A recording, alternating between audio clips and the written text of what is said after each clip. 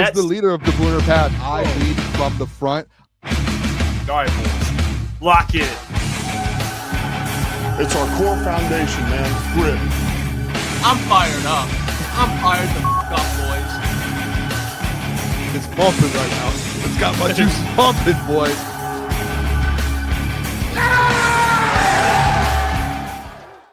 Welcome to the Crunch Time Sports Show with Jeff Iafrate and Booner. It is Friday, February 13th. If you're watching on YouTube, hit the like button, subscribe, get your merchandise, officialctsports.com. And if you're listening with a 5-star review, we got a packed show today. We got NBA All-Star Weekend kind of happening already. It's Friday, which means we're going to do our full first-round NFL mock draft where we pick every pick in the first round. We'll do that later in the show. Lions news coming out. We'll talk about it all. And we were talking before the show about the celebrity game and how everything around NBA All-Star Weekend has collapsed. It is I would like to see the viewership over the last 5 years and see how much. Non-existent. I mean, you got Glorilla and Taco Fall, Jeremy Lin. I texted our group. I said, dude, it's crazy that Taco Fall has gone in a span of 5 years from the NBA all the way to the celebrity game. The guy was a pro player. He was a pro player. At 7 foot. So it's as a 7-footer, you had to be dude, that has to be an all-time downfall of 5 years ago. I don't even know. When was the last time we played in the NBA? Playing for the Celtics. Taco Fall, NBA stats. Let's see. In 2022. So 4 years ago, you were playing in the NBA. And then 4 years later, you go from playing in an actual NBA game to the celebrity all-star game, and you're still 30 years old. It's not like Jeremy Lin or Jason Williams, where you're retired for years, you're 40, you're old. This guy's in his prime, turned into the all-star celebrity game.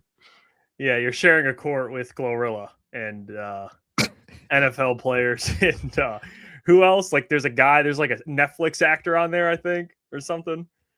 It's no. the guy from Dude Perfect. What are we doing? What are we doing? I hate it for my guy Taco Fall, man. I love Taco Fall. What a legend. Yeah. Where's Chris Brown at? Huh? Where's they brought Justin Bieber out that one time. He was hooping. Where's I know Kevin Hart used to play in the games. I think he won the MVP a couple times. He did. I think Kevin Hart when he won the MVP, one of the times I'm not gonna lie, I'm pretty sure dude had a triple-double. Yeah, Matt Ishbia. I think he was actually hooping. Matt Ishbia's in it. It's kind of funny. They should do? All NBA owner game. Tom Gores. I want to see Tom Gores play basketball, bro. Have you ever seen the video of him or GM. Isaiah Stewart rapping and the whole team there, and then him Tom Gores coming in I was this makes me uncomfortable. I'm very. You've never seen that? No. You think we're allowed to play it because it's Stu's music? I don't know if it's copyrighted, but the video of when they're at Tom Gore's house. Yeah. Okay. And Tom Gores comes in hunched over yeah. And I was just just his body type and everything about him. I was just I don't want to be mean, but this guy looks unbelievable. What is he doing? They should do GMs. Have Rob Pelinka, Trajan Langdon, Brad Stevens. All these dudes. There are actually some GMs that could hoop. Trajan played at Duke, bro. Yeah. Trajan was the MVP of that thing. What's his name that played for the Celtics for all those years? Jazz GM. Oh, Danny Snyder. Well, he's a little Danny Ainge. Or Ainge, yeah, Ainge, yeah. He's a little long in the tooth, but he can still get do it. I bet. That's so crazy, dude. All-Star Week. I sent you guys a text too, the dunk. I think I don't know if this is. I told you guys I don't know if this is a hot take because we do have All-Star Weekend this weekend, the dunk contest, all that. The greatest dunk of all time. People are Jordan in the dunk contest, Zach LaVine. The greatest dunk of all time was done by Aaron Gordon in the dunk contest when he went double under the legs and his feet were essentially touching the rim and his head was touching the rim at the same time. That was one of the most incredible dunk I've ever seen in my life. If they had a dunk contest with Aaron Gordon, Zach LaVine, Mac McClung, I'm in. Those three have been the most electric dunker. Mac McClung just did it when no one was in it, so it wasn't as boring. But if he was doing it with top guys competing, that would be awesome. I don't know if Aaron Gordon can get up like he did when he was younger. Like, he could still hoop. He's a very good hooper. He's still very good in the league. He does it a different way. Yeah, he does it a different way than he did when he was in Orlando. In Orlando, he was like an all-star, like high flyer. He kind of was like a Blake Griffin style player. Blake Griffin, throw Blake Griffin, prime Blake Griffin in that dunk contest. Oh my gosh. Yeah, even even Zach LaVine at this point, I don't know. He ain't flying around like that. I mean, he's not old, but we're talking like what was it, 20? Zach LaVine, by the way. So he got hurt. Out for the season. Yeah. It's usually the case too. So yeah, they just showed a fall 360 dunk. I put it in the Pro Bowl category. I'm just not. I don't care about any of it. It sucks. I'll watch the 3-point contest. That's it. The only thing that's worth watching is the. Well, actually, okay. I take it back. I will watch the All-Star game because Jalen Duren and Cater play. That's it, though. There's the exception this year, but typically I really don't give a damn. Me too. But like the 3-point contest, I'll probably throw a little sprinkle of a bet on it. Do you know who's in it this year? Yeah, Con Knuppel. Is that how you say his name? Yeah, that's how you say it. Yeah, he's the favorite actually, like plus 200. I'll probably bet on him, and then I'll either bet on Dame Lillard. By the way, has not played all year. He's in the 3-point contest. I don't know how that's possible. Caleb actually texted me and was like, "Are you going to bet that?" He said, "Who do you like?" And I said, "There's a side of me that thinks the fact that Dame Lillard is participating in it makes me think he's about to go off in it. Like, why else would he? He's gotten far. I think has he won before? He's won before, and he's also too. I think like broken the record for it. Like final round. I was looking at it all today, and then Devin Booker's in it as well. I think he's done really well in it. Over there, yeah. I don't know if he's won it, but I know he's played very well in it. So he's eventually gonna. You would think he wants to win it. They can't even have doing it anymore because Steph, he's just an automatic win every single time he plays. Yeah, dude. I'm gonna give you a guess. There's a player on either the Pistons, the Bulls, or the Bucks. Are those three good teams? That is in the 3-point contest. I will give you $25 if you can guess it in 3 tries. There's player on. You said the Bucks, either the Bucks or the Bulls. Well, you know it's not the Pistons, so either the Bucks or the Bulls. Or it's not the Pistons. Without looking at the chat, because there's money on the line. No, I'm not. I'm not looking. I'm trying to think of it's not going to be star guys. I'll give you $10 if it hits. I'll put a $10 bet on the 3-point contest for you, and you will get all the money if it wins. Bucks or the Bulls. We won't split the money. I don't know. Like Pat Connaughton? No. Strike one.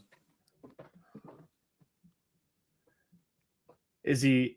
Oh, I'm not going to ask questions. I don't know. I'm trying to think. Like the Bulls have 9 guards. I mean, I guess they wouldn't be a bad choice there.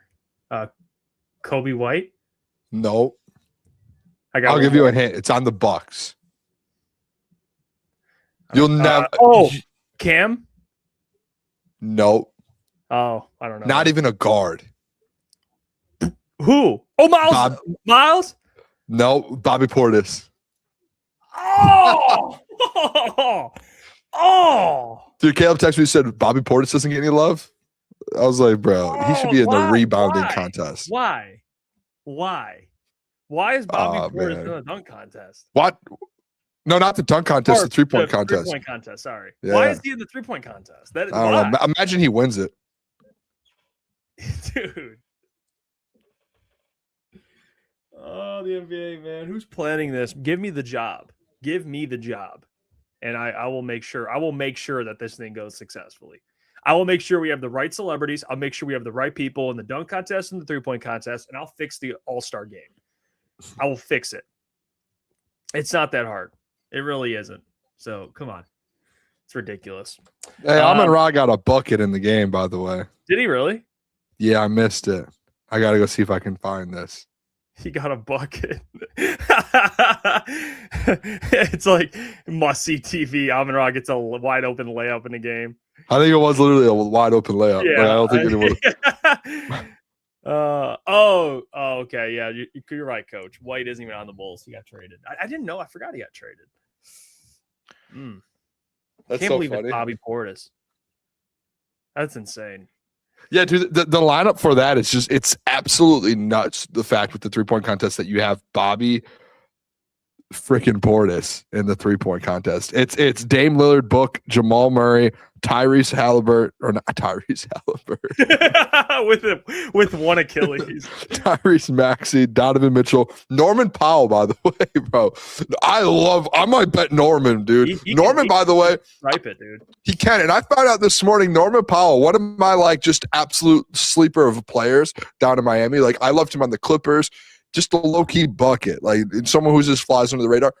All-star this year. I did not know that until this morning. Good for him, man. Good for him. I might bet Norman Powell. That might be my long. He's like second to last. He almost has the same odds as Bobby Portis is plus 1,500. Does he have the worst odds? The worst odds. The next worst is plus 9. It's plus 1,500 for him, and then plus 950 for Norman Powell. That's like the difference. Oh gosh. Wow. Yeah, that's insane. When's the 3-point contest?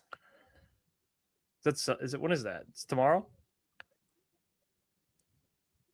The dunk, I think dunk and 3 points tomorrow, and then All-Star Sunday is Sunday. Who's a good like player with really good court vision? Amon-Ra got an assist. I want to post it. Amon-Ra's looking like Steve Nash,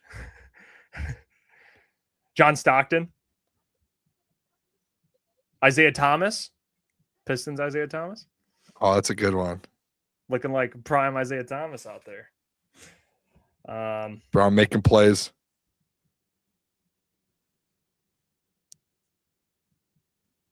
He had an assist. Amon-Ra. Shout out, man. Dude, did you see the assist? No, I didn't. Oh, dude. It's yeah. Shout out Amon-Ra, dude. He literally has the ball. He's like watching the ball dribble and he just throws it up to Taco Fall.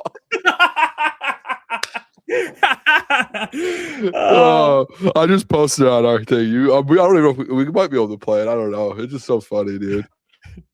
It's gonna be a fun Friday show, man. How about that? We're gonna have a fun show. Taco Fall, dude, could give you like 8 assists, bro. I mean, if he was on your team, bro, you can just like close your eyes and just like toss the ball up. It's like Taco's gonna get it. That's funny. Oh, dude, I'm dying, man. Hey, you sent me this. Can I bring up this Vikings quarterback thing now? Can we just talk about this for a couple? Because I think this is really interesting, actually. So Jeremy Fowler, who does some really good work for ESPN, we'll probably run into him at the NFL Combine. He commented on the Vikings quarterback situation. He says, my sense right now from asking around is that all the top quarterbacks that will be or could be available, Minnesota is the place they'll want to go. Here's the clip. Let's take a listen.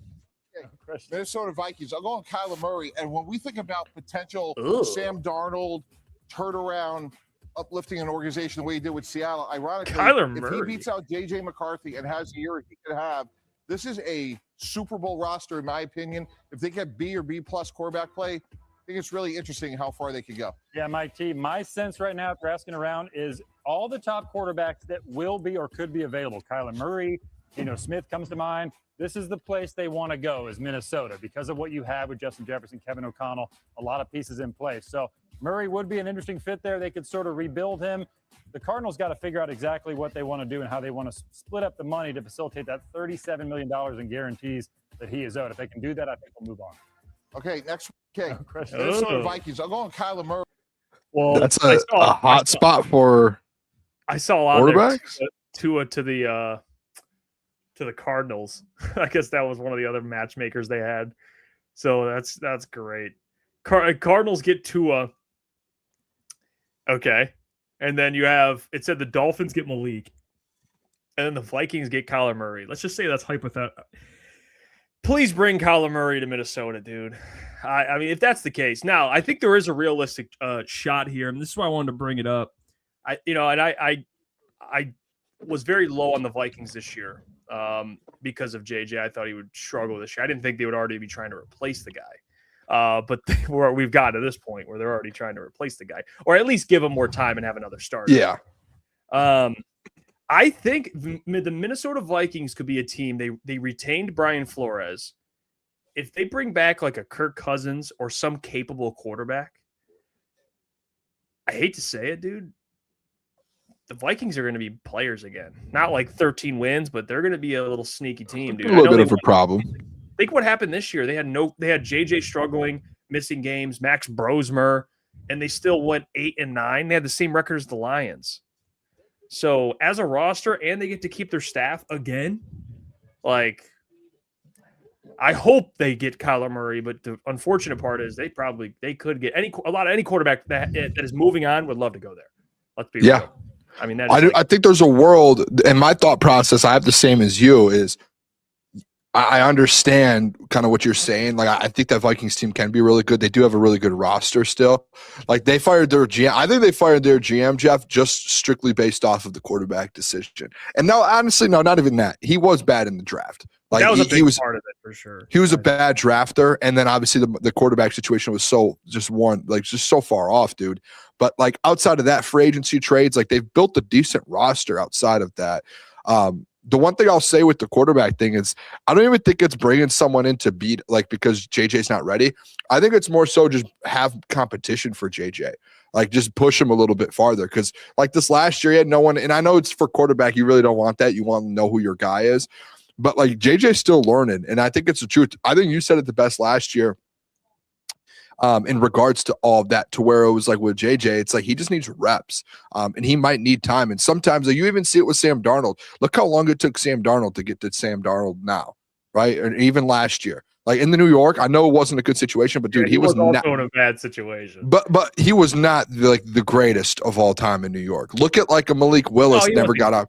So like I think for some people it takes a little time, and you need to get reps, and you need to, it might take 2 or 3 years for a guy to step up and be able to get that opportunity. It is what it is in that point. And that's where, like, Tom Brady says it all the time. He actually brings it up all the time. He was like, in today's world or today's NFL, quarterback, it's way different for quarterbacks now than it was back in the day. Because back in the day, you could, take a couple years to develop and learn the game, and then when your time's up, it's time to go, you're playing at an extremely high level. Now it's, if you get drafted, a lot of people are expecting you to be great right away, right? Or like within a year or two, you got to play good.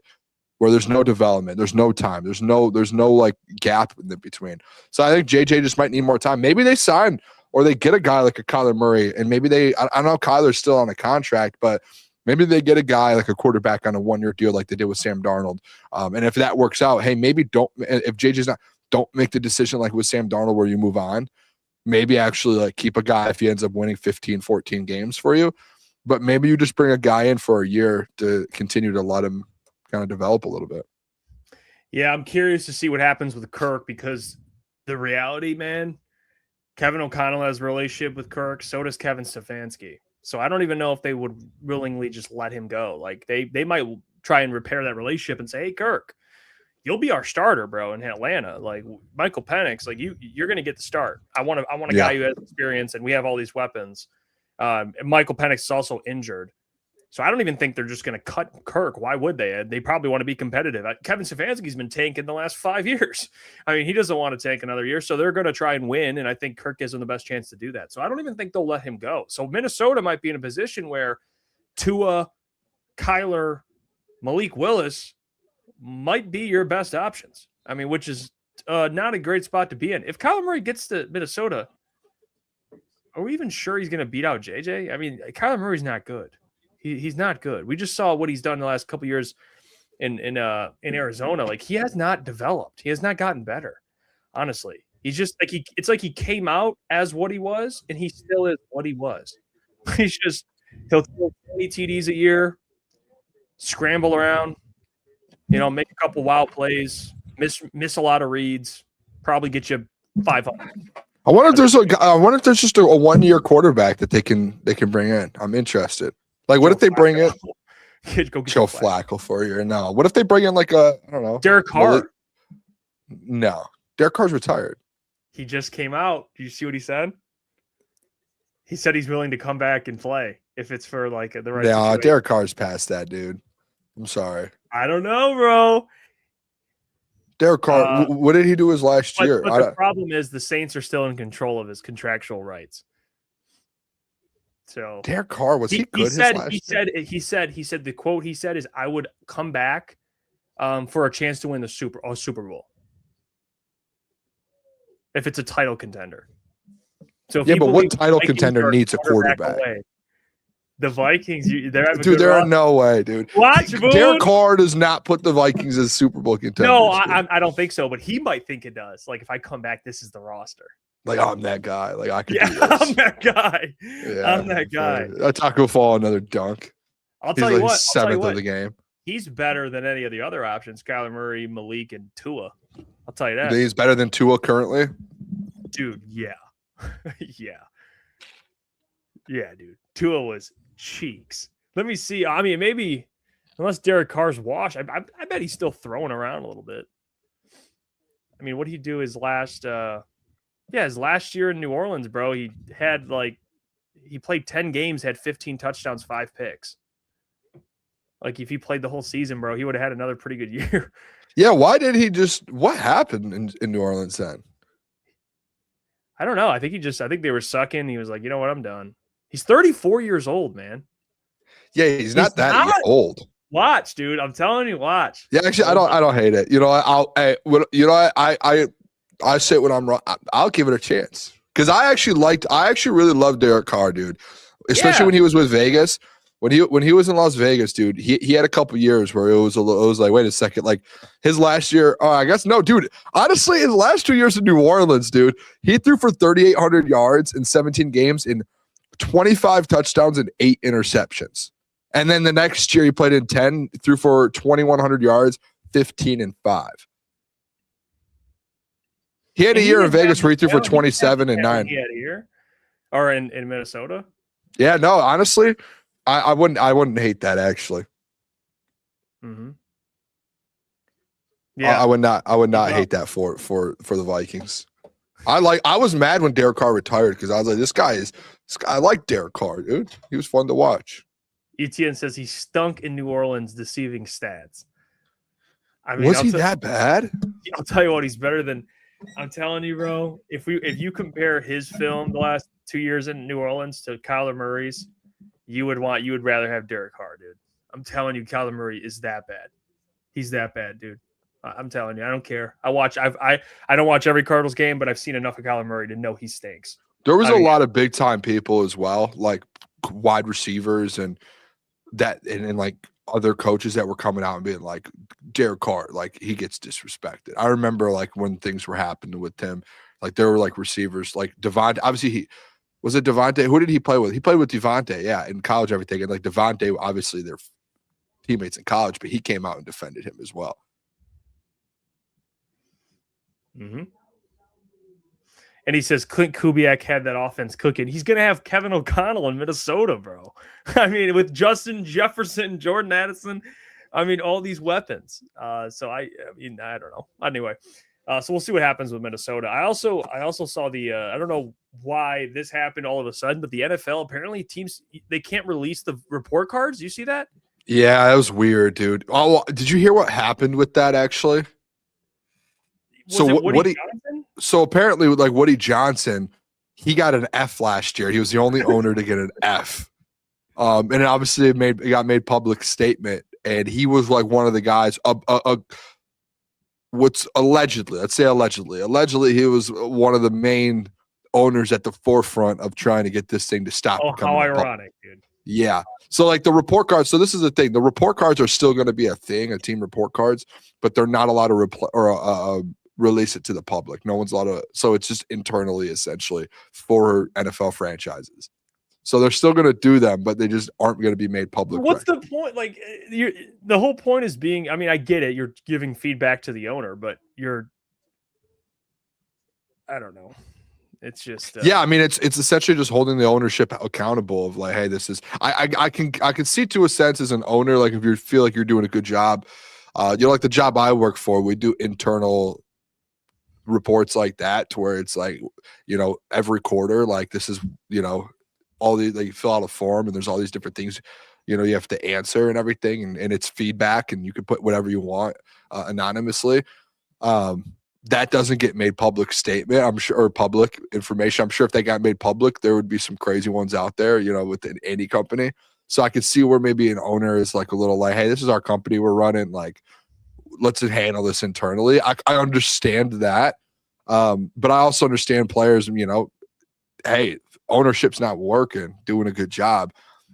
And we're doing these, but you're not making changes. Hey, maybe if it's public, it's going to hold you accountable to get this thing done even more. You know what I mean? Like, you're going to actually want to make changes because it is public.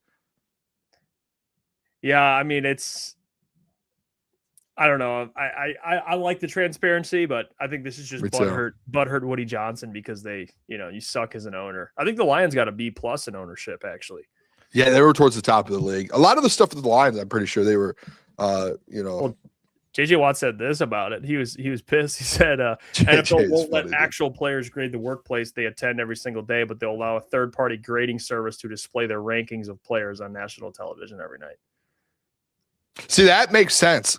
Like, hey, if you're going to put our grades out there as players on national television, some random third party, everyone should be in that industry should be able to get put on blast. He hates PFF though too, by the way. Like, JJ's gone at it with PFF, I'm pretty sure. Yeah, if you're going to allow player grades to be displayed in front of millions of people, why then? But you can't grade owners. I mean, what are we doing here? It doesn't really make sense. I know JJ with PFF, the one thing he hates is, like, obviously Sunday Night Football is like one of the most watched of the week, or if not the most watched game of the week. So it's like so many new people who don't watch football are watching it, and they see these, like, the starters come across the screen, and you'll have JJ's argument was essentially you'll have the best player in the league with a PFF thing. It would be like 31st out of 155 players in the league. And JJ's like, that's just so deceiving for people watching. Like, you'll have a corner that's top 20 corner in the league be ranked 100th out of 155th out of corners in the league.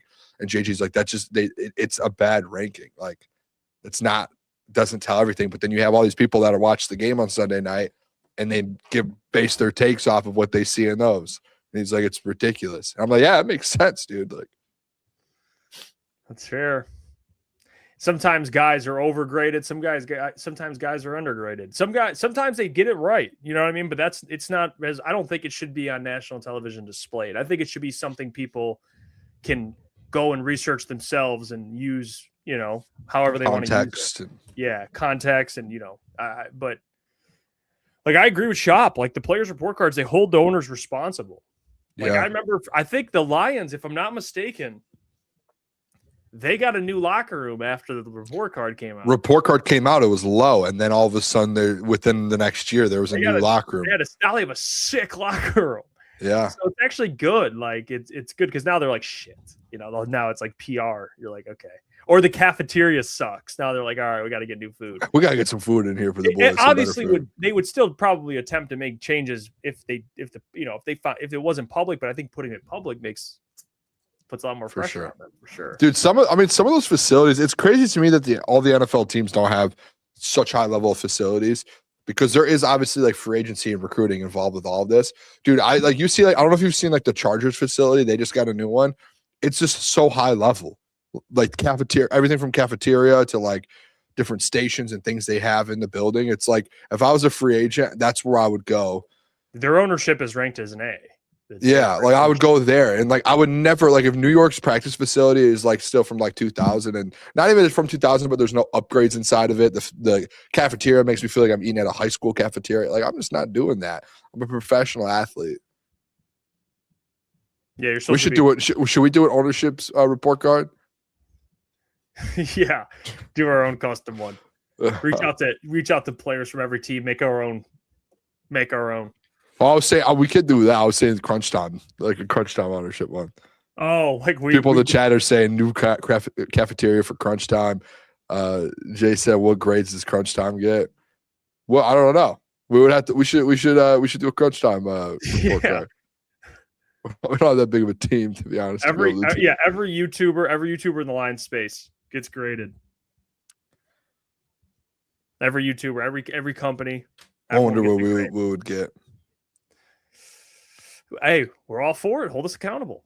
Steve O'Baby says the heavyweights were talking about what team they would not want Max Crosby to be in the NFC. Green Bay, Chicago, or Minnesota. I think there's one obvious one. If he goes to Chicago,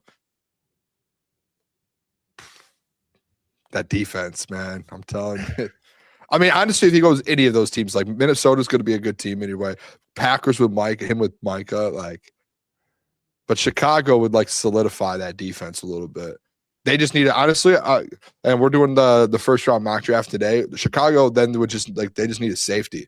All their safeties right now are free agents. So if they bring in Micah on that D line, and then Max on the D line, and then they added a say, woohoo! Oh man. Yeah, I'd hate to say it. I'd probably go Chicago. I mean, the thought of Micah and Max is terrifying, but I just think as more of a complete team. bro, I'm so sorry. Amon-Ra just got the ball at the half court. The ball, it was a loose ball. He grabbed it at half court, one dribble from half court, and threw it all the way up to the rim just to taco fall. He just threw it. He just went like this. He just went. He just threw up the taco fall. I think so, yeah. I don't know. No, they're down one. It was the funniest thing ever. He just tossed it up the taco. He didn't do it. I don't know how I feel about Amon-Ra playing in this. Kind of makes me nervous. By the way, they should be. If you have taco fall on your team, he should have 9 blocks, 12 blocks. Dude, every time I look over and he's making a play, he's dunking the ball or getting a rebound. Okay. That's fair. He should have 10 blocks. Taco fall, dude. It's just so funny. I wish you could have just seen that pass from Amon-Ra, the way he tossed it up. He just was like. Hey, by the way, did you see all the Arizona Cardinals fans flooding our mentions? Dude, that tweet, I just keep getting dude, if you guys don't hear this over here, my phone is just buzzing. I just keep getting alerts of people commenting. That clip from Crowd of Detroit that we reposted and posted on our Twitter is going viral in the Cardinals Twitter sphere. It's insane. They are destroying Drew Petzing. I don't know. Honestly, I'm just so I've never been more baffled in my life. I don't know what to believe. Are these fans just mad of how it ended and what happened there, or do they have a real leg to stand on? I don't know. Well, here's the tweet that blew up that I saw. Michael Wilson's burner. There's always these accounts, man. These burner. I don't understand. This one has 400 likes. I liked it so I could see it. so I actually wanted to keep it, but I do not support the message. Actually, I'll go ahead and like it. Yeah. But here's what Michael. I liked it because you probably liked it. I could say yeah, because I agree. That's a great save from you. I wanted to make sure I didn't lose it. Oh, another bucket. On Keenan Allen. On Keenan Allen. Michael Wilson's burner said, Drew, build around our best players, Petzing. Made Marv a ghost, turned K1 into a game manager, didn't use Michael Wilson for 2.5 years, called halfback draws on every 3rd and long. That is. And then what do you think about this? What do you believe? Someone just said maybe or maybe just maybe the Cardinals suck. Yeah. Oh, dude, that's so funny. Yeah, everyone's like, I love Twitter sometimes, dude. It's so good. Too. Someone said, you forgot the statistically most predictable play caller in the league. He kept failing upward because he's so good in interviews and relatively likable. Okay. So here's what I think about this. I can speak on Marvin Harrison because I am the biggest pro Marvin Harrison. I mean, I thought he would win Offensive Rookie of the Year. Me and Klotz were, we were very high on Marvin Harrison, obviously, because he was so good. But, you just thought he would translate. He has not quite looked like the player. The player that everyone thought he was going to be. I don't think that's all on Drew Petzing. I don't. Does he deserve some blame? I don't know. I haven't watched every snap of Cardinals football, but I'll tell you what I have seen out of Marvin Harrison. a shit ton of drops and a quarterback who can't see the field. That's what I see. Because when Jacoby Brissett got in, he got fed more. So I don't really think made Marv a ghost is necessarily a Drew Petzing problem. I think that was the execution of the offense and Marvin Harrison having drop issues and different issues, not actually improving as a football player. I think Kyler Murray just sucks. Michael Wilson, I'm not really sure about that. I really don't know. I don't know what that is. And I don't know about the halfback draws on third and long. I haven't been watching the card. I've already said how I feel about Drew Petzing, man. Like I love the human being. I still have to see him situationally. I've already spoke about that. They're going to be a good offense with Drew Petzing. They're not going to just fall off a cliff. I just want to see, for example, third and long, what's your play call? Obviously, if he's calling halfback draws, then we can be pissed off. But I don't think it's fair. I really don't. It's just funny that Cardinals fans just absolutely, the guy is like he's Satan. He is Satan out there in Arizona. He really is. I don't know what to think about it. They think this man is the Antichrist. That's where I'm just such my brain is in a little bit of a pretzel again with this situation. Because I can't imagine Drew Petzing being this bad. I can't. Like, there has to be more context to it, and the injuries that they've had, the quarterback situation that they've had. I just don't know if there's anyone in the world outside of people in Arizona who are like if you're outside of Arizona, everyone in the world knows like the Cardinals were so bad the last 3 years. And it seems like only Cardinals fans are only blaming how bad they were for the last 3 years on Drew Petzing. And there's just no way with all the injuries and the players that they had that's the only reason. There's just no way. I can't believe this might be me being a little blindsided to the situation. But Jeff, no way, right? Like, come on. Yeah. I mean, I don't, and I think part of Marvin Harrison struggling, I think a lot of it has to do with the quarterback. Like, I think if Marvin Harrison had Matthew Stafford, he would be a much better player, and with the same offense with Drew Petzing. Like, I don't think it's all Drew. I think people look at offensive coordinators and it's easy to blame them, which I get. And I'm not saying Drew Petzing is going to be this elite play caller. We don't know, but I think it's unfair to be like all of our issues are on Drew Petzing. I think that to me is lacking accountability. Like, there's more issues. Your quarterback I agree. Sucks. Your quarterback sucks. Your quarterback sucks. And you had a bunch of injuries. I understand that. But guess who probably wouldn't agree with what you're saying? By the way, Michael Wilson's burner. Michael Wilson and Trey McBride and James Conner. I mean, the fact that his name's Michael Wilson's burner and he's sticking up for Michael, like, okay, dude, like you're already out of this race. Imagine it if Michael Wilson hits his actual burner. That'd actually be so funny. Didn't use me for 2.5 years, dude. Fuck what if what if he accidentally didn't use me instead of Michael Wilson? That'd be so funny. I don't think it's honestly like I'm not these comments. If I'm being honest, I saw you put this in here. They don't worry me. That was what I was going to ask you. Like at all. Okay. It's different personnel. Like this Lions roster, it's night and day difference than the Cardinals roster. Like we're talking about Amon-Ra and Marvin Harrison Jr. Amon-Ra is a top 3 potential, arguably wide receiver in the NFL. Marvin Harrison Jr. hasn't cracked the top 20 in the NFL. And you're talking about Jahmyr Gibbs compared to James Conner and also David Montgomery. Like we even said it. Like there's a chance you can make an argument that David Montgomery, with the usage that James Conner had, is a better back than James Conner. And then you're also adding Jahmyr Gibbs on top of that. Like Sam Laporta, Trey McBride, like, all right, similar. But then you're like, oh, who's your wide receiver too? Michael Wilson or J-Mo. You're taking J-Mo. Kyler Murray or Jared Goff. Jared Goff. Like, it's just night and day difference. And obviously, Drew Petzing was doing all he could. And he's actually talked about it, just being like, I tried all these different things. And he said it on the Proud of Detroit podcast, how he tried to do certain things sometimes with them, and he just couldn't do it. And things that he envisioned there, they just ended up not being able to do it, whether it was personnel or guys couldn't do it or whatever it was. He said they were trying to be a zone running team, and then he got to training camp, and they were like, well, we can't do that. Yeah, and it's like here in Detroit, you can do what you want. Like this isn't a place where it's like you're handcuffed down in a spot to where you don't have the personnel to do. Like, no, you come in here, you have the personnel to essentially do whatever you want in Detroit. So he's going to be set up for success. I would honestly, Jeff, this does not worry me a bit.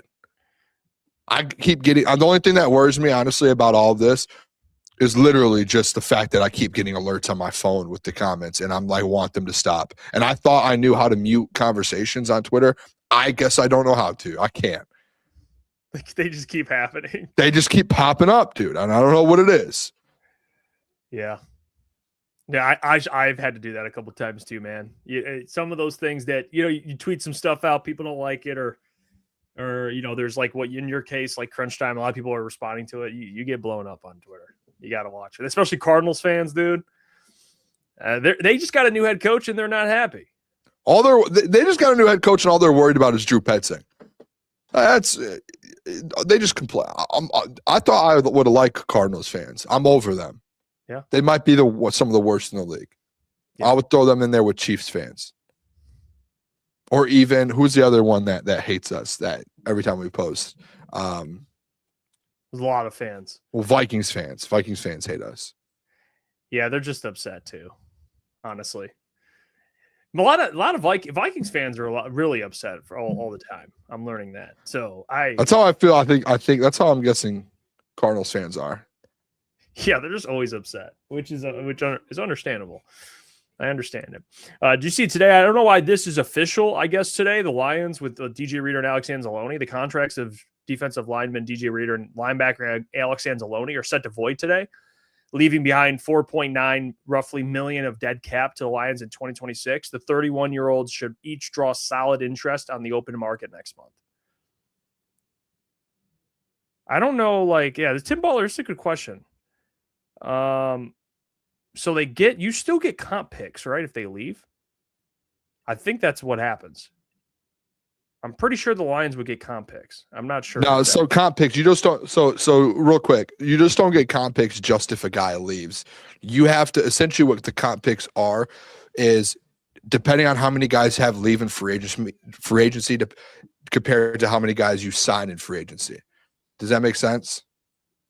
They'll probably have a lot more leave than bringing in. So, right? Yeah. So if you have like 4 leave in free agency and you only sign 2 free agents, then I think I don't know. Again, I don't know now what how they deal out the picks. We would have to do more research on that. There's rules and everything behind it. But all I know is because I know a lot of people get confused about that. Like, hey, Alex Anzalone leaves. Oh, we're going to get a comp pick if he leaves automatically. Like, no, if let's say Anzo leaves and you bring one one free agent, then it kind of essentially will cancel each other out. I think maybe it has to do with like the price of the player, the type of player, all these different. There's a bunch of different levels to it, depending on that's how it works. It's different than if a specific like how with Aaron Glenn. When Aaron Glenn left, you automatically got the 2 comp picks because it that's an NFL rule.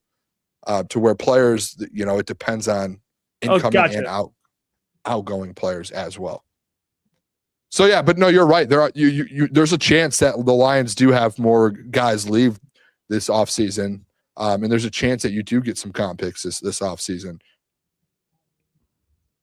The question I have is the chances of the Lions bringing 1 or 2 of both of them back. Like, that's what I want to know.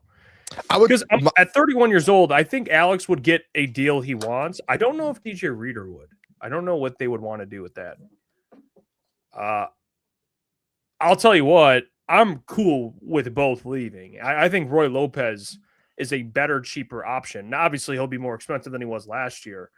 But you know how the Lions are. They fall in love with their guys. I wonder if DJ Reader falls in under that category of he'll be cheap. You can bring him back. Maybe you still have Tyleik Williams growing, Roy Lopez in more of a rotational role. That's what I wonder. And maybe it's me just being skeptical or being worried because we've seen it in the past with Davenport and Levi Onwuzurike now. I know it's not Brad's fault necessarily, but I do wonder that. Sorry, my computer just shut off over here. I got a phone call at 9:00 at night from a internet provider company at 9, dude. It was leave me alone. My whole computer shut off. I missed a little bit what you said, but I would say this. I'm going to guess what you said, but I would say I think one of these guys returns to the Lions. That's what I was asking. That's what I was asking. My guess. I don't know if both will. It just obviously it all depends on pricing. My guess would be, if I had to lean away, I would guess DJ Reader, just because he's a little older on like maybe a 1-year deal, maybe a 2-year deal on a cheaper deal. And as well, like I didn't think, I mean, I know the run D last year wasn't the best. I don't think that had to do with DJ Reader. I think we saw 2 years ago when Aleem went down how big DJ Reader was in that spot. And like DJ Reader does step up and you know, he plays well. For his age and what he does. So I would say DJ Reader might, and I'm not saying again, Alex Anzalone is bad. I think Alex Anzalone is incredible, and you have to find a way to replace him. But I'm just money-wise, when you talk about money, if you're trying to save money so you can allocate it to the O-line, different spots, my guess is the DJ Reader one option would be cheaper if that's the route they're going. And if they do sign Anzo, he's going to cost some money, so it probably takes money away from DJ Reader. So that's why it's like hard to sign both. Yeah, well, Roy Lopez lined up. He was a lot of the time this past year as like he was an interior defensive tackle. He kind of used him against the run, lined up as a one tech. I mean, he's a big guy. He's 6'2", 315. I don't know. What was he making? Do you remember? I think he was making like a couple $1 million, something like that. I don't know what I don't think he's going to command like a lot more than that. But I would be curious if they believe Roy is a better, more productive, younger, potentially cheaper option. I don't even know what the open market would what DJ Reader would get in the open market. Honestly, he would join like a contender, I'm assuming, and they would get maybe the Jets. Maybe the Jets want him. Someone just said in the chat, watch the Jets to steal a lot of Lions players. What was it? I think Shift God said that. So he was 2 years, $11 million. No, 2 years, $22 million when he signed his deal in Detroit. Hold on, let me double check that. I'm so confused. 2 years, 22, 11 a year. His market value per Spotrac is $3.9 million a year. And it says his market value is a 2-year, $7.7 million deal. Actually, no, keep going. Can you hear this, by the way? No. Okay, cool. All right. Actually, DJ Reader lined up as a 0 tech, sometimes a 1 tech, but Roy Lopez was a 1 tech. So he didn't even play. He was playing, but basically Roy Lopez was playing the Aleem role. I don't know if they would like him maybe he could. He was helping out against the run, but DJ was strictly a like run defender. I don't know. Maybe Roy Lopez can step into that role though, but maybe they see Roy Lopez as someone who's more athletic and can play that 3 tech or the 1 tech or whatever they want him to play. But maybe I don't know, because Tyleek didn't really play. DJ Reader was really the only true like nose tackle, I think, consistently. I'm pretty sure. I agree. I don't know who else was there. It felt like DJ Reader was like there was no one behind him. A lot of people I felt like thought maybe, like you said, Roy Lopez was, but I mean, you just looked at the snap. What was the snap count for Roy? I don't know the exact snap count. I just know what they mainly lined up. I'd have to check. I would say I could tell you who lined up majority of the time at nose tackle. It was DJ Reader, and then Roy played a little bit. Aleem played a little bit, but it was mostly Aleem and Reader. I think. Well, no, they were playing the 1 tech. Yeah, I guess it depends. I don't know what they're gonna do. I wouldn't be surprised. I guess. Look, thinking about it, if DJ Reader came back on like a cheap deal, I don't know if I would love that, but I don't know. They don't. I mean, I don't know what else they would really do there. I don't think it'd be the worst. I think DJ Reader just took a lot of a hit from everything because the Lions obviously didn't make the playoffs and the run defense wasn't great. But again, I thought DJ Reader actually, and this is going to sound crazy because he was obviously fighting, with fans on Twitter, but like he did bring up good points on Twitter. Like he was going at it with fans, and he was like, "Listen, like go watch the film." He's like, "My job isn't always just to get to the quarterback or also tackle the running back." He said, "My job is to take on double teams and open it up for," like he was talking about. Someone was talking about Jack Campbell to him, and someone like said like you should be thanking Jack Campbell, for helping you out. And he was like, "How do you think Jack?" Like he was like, "I'm not." He was like, "I'm not trying to be that guy," but he was like, genuinely, he was like, "My job isn't to tackle the guy." He was like, what my job is to open up the holes so guys like Jack Campbell can come in and clean that up. And he essentially put that out there. He was like he was like, I don't want to take away from Jack, but he was like, I was helping Jack get all those tackles that he did this year and become an all-pro, which makes sense. You know what I mean? Like, I'm not going to take, like, I think a lot of people don't realize that in times because we get hit all the time with the Aleem stuff where people are like, well, Aleem's position isn't always stats. Like, no, like, you're thinking of like a nose tackle, a guy like DJ Reader, who was like, he never, like, if he had one sack in a year, you're not mad because he's probably affecting the game in a different way and opening up holes. And, you know, he's taken a defender or two defenders out of the game or offensive blockers. Where Aleem, it's like, it's a little different. Like, Aleem should have opportunities to go out there and get sacks and to actually get tackles and actually make plays. Where DJ Reader, his job doesn't have anything to do with the statistics, in my opinion. And he tweeted that out, and I thought that was a great point. So that's why I would not mind DJ Reader. I don't think he's the worst. I think he's actually worth the money. Actually, I guess it depends really how they feel about Tyleek, because Tyleek can line up exactly where DJ Reader lined. I mean, he did last year. I just don't know. We were talking about the other day. If they feel better about him going into year 2, he is the same. According to ESPN, same height and weight as DJ Reader. They're both 6'3".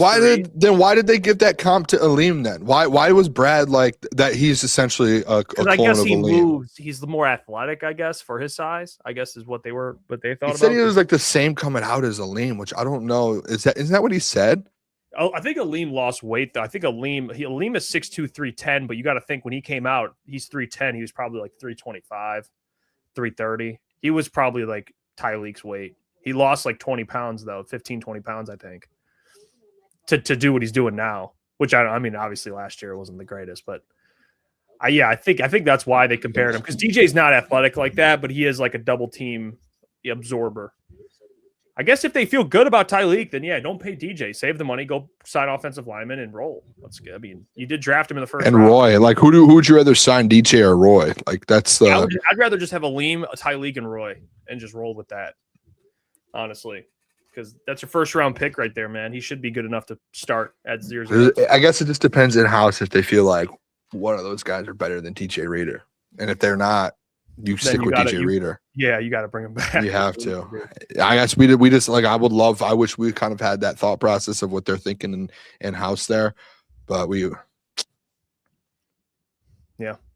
I'll tell you what, we'll take a quick break. When we get back, I want to show you the Athletics top 100 draft picks or top 100 players, and we'll look at tackles and edges. You can separate them and see how many are in each position. And then I'll show you a tweet from actually Daniel Jeremiah talking about the pass rushing class. But first, got to hear about our friends from Sleeper. I've interrupted the show to tell you about our friends over at Sleeper. You know about Sleeper Fantasy. You know about Sleeper Picks. Well, let's introduce to you Sleeper Team Picks. If you already love sweating spreads, totals, or player props, well, Team Picks takes it to another level.